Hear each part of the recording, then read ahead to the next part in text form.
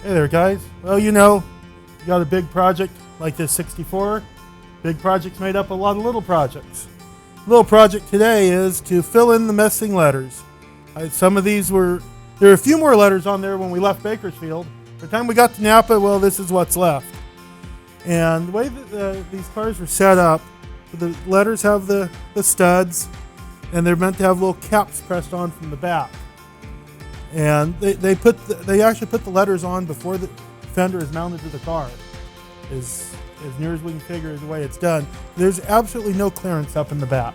You can't get up there to push the keepers onto the ends of these pins. So think about that if you're doing a restoration.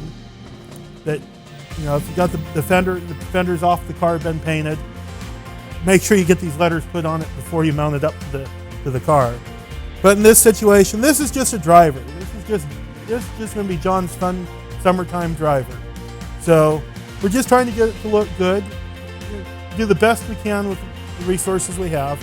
It's a big job to pull the fender off, to get back up there, to put the clips on.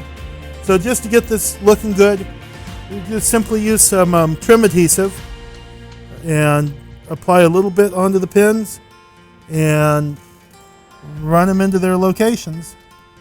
Some of the newer cars, they have little keepers that press in from this side. That's not how these were set up. It's a keeper that fits on from the back. So I got a little tube of trim adhesive here. Just going to take a little tiny bit. Don't need much. We want it to be on the pin. Don't want it to be bulging out around the letters and where it's going to get smeared on the car. A place where a tiny bit will do. And we just fit the letter onto the car. Might want to put a little piece of tape to hold it in place, all the adhesive sets.